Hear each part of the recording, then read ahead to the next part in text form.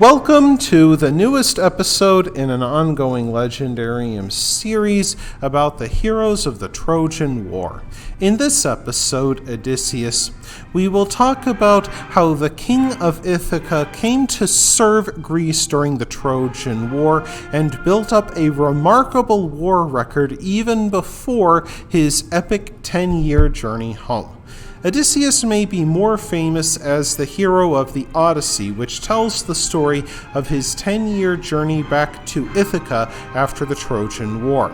Yet Odysseus also played a critical role in defeating the Trojans, perhaps more so than the war's most famous hero, Achilles. Odysseus was the only son of King Laertes of Ithaca and Queen Anticlea, herself the only daughter of Autolycus. Through his grandfather Autolycus, Odysseus claimed descent from Hermes, messenger of the gods. Indeed, Odysseus is said to have spent much time with his cunning grandfather, a thief so skilled that he could steal something and change its form and color, ensuring that its proper owner would never recover it. Indeed, Autolycus gave Odysseus his name, which translates to "at odds with another." As a youth, Odysseus joined his uncles on a boar hunting expedition, despite being an inexperienced teenager.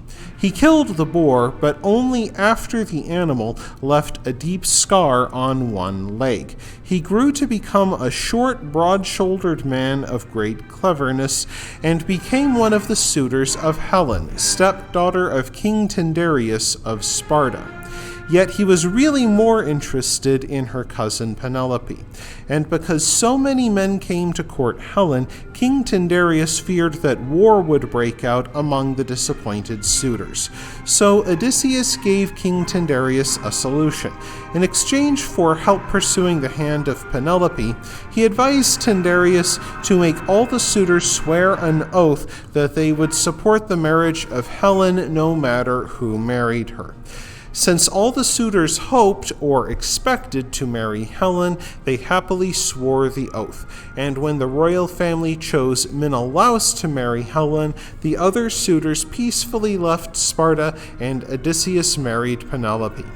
After his wedding, Odysseus took Penelope to Ithaca, where the couple lived happily and had a son named Telemachus. While Telemachus was still an infant, the Trojan War began when Paris, prince of Troy, abducted Helen. Because all the kings of Greece had sworn the oath of Tyndareus, they had to join the war against Troy. Odysseus did not wish to join because he found happiness with his family, and the seer Halitherses warned him that he would take a long time to return home if he went to Troy. So when Palladion came to recruit Odysseus, the latter tried to feign madness by harnessing a donkey and ox to a plow and sowing salt on a field.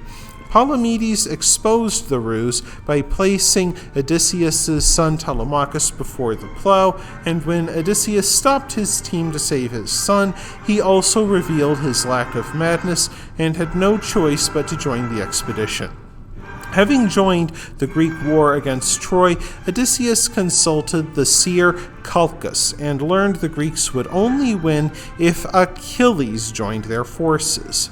Achilles' mother Thetis had disguised him as a woman and stashed him away in the court of King Lycomedes of Skyros. So Odysseus faked an attack on Skyros, and all but Achilles, still in drag, fled at the sound of Odysseus' battle horns.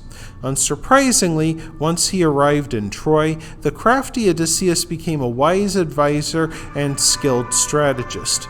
Despite his reputation as a man of many wiles, he also proved himself a skilled warrior.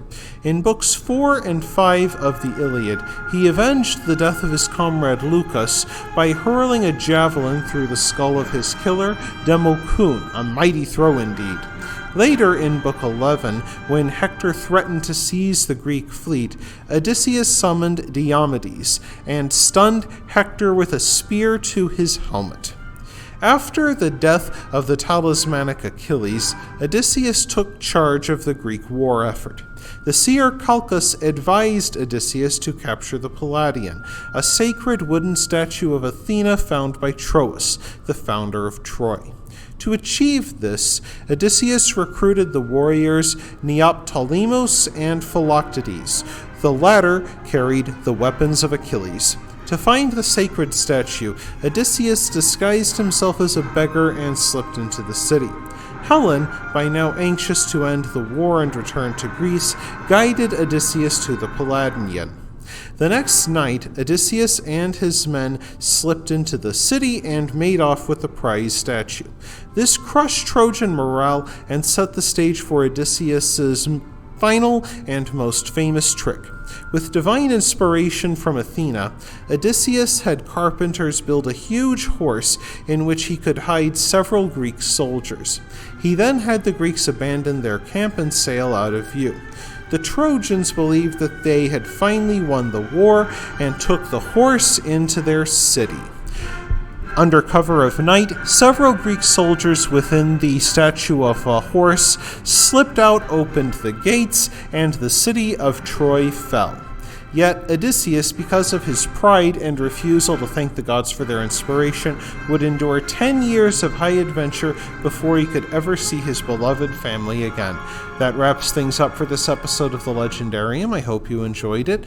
If you did, press like. If you want to see more, press subscribe. And if you've got anything to say, let me know in the comments section.